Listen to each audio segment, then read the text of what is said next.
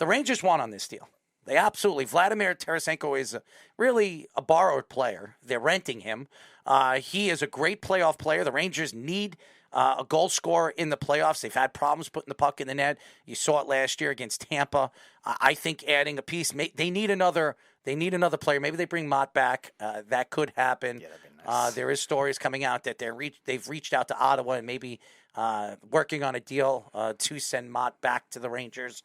It could help them. But Vladimir Tarasenko and Nico Mikola, he's a good defenseman. He's a I would say third line defense for the Rangers. You can add him over there with Schneider or something like that. Mm-hmm. That could help out the depth of the Rangers defense. But I love the deal for the Rangers. Everybody's sitting here, and I know Josh said, go ahead, rank on the Rangers. This was making it seem like it was a bad deal. This was a good deal for the Rangers. The question is, and he says they didn't give up much. They gave up a first-round draft pick. That could be a good first-round draft pick. You don't know what that guy's going to be. Well, what he turns out to be. This is a borrowed player. That first round pick could be a guy that's going to give another team a 35 goal scorer. So you don't know what that's going to be for a couple of years. Mm-hmm. Now, here's the condition with that is because the Rangers have 2 first round draft picks. They got one from Dallas before the season started when they traded Nils Lundqvist. Mm-hmm. So the Blues actually.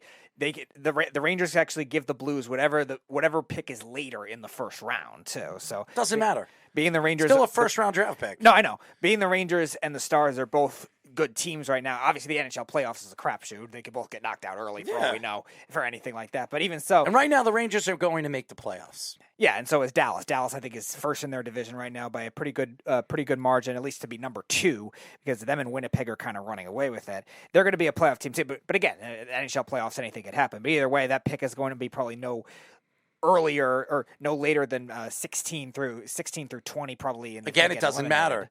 You don't know what that pick's going to bring and what that pick could be in the future. Tarasenko is a rented player. Now, if the Rangers get knocked out in the first round, and Tarasenko's a good player, and you're going to put him with Panarin, you're going to put him with Zibanejad, it's going to be a good line. It's going to give them that winger that they've needed. It's not going to be Vesey. Vesey is not going to be playing on the first line anymore. You're going to move Vesey to the fourth line and maybe the third line.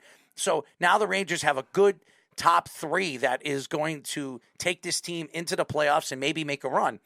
But Tarasenko hasn't been healthy.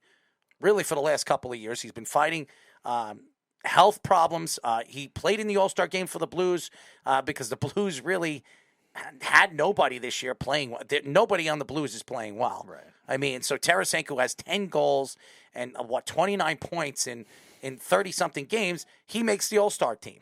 Okay, I don't know how, but he was, Josh, who's a big Ranger fan, he said he didn't even know he made the All-Star team. But he did. He played in the All-Star game. And that's what Wes was saying last week on the Weekend Crunch, too. Like, the Eastern Conference is just that much better this year than the West. Oh, it's so much better.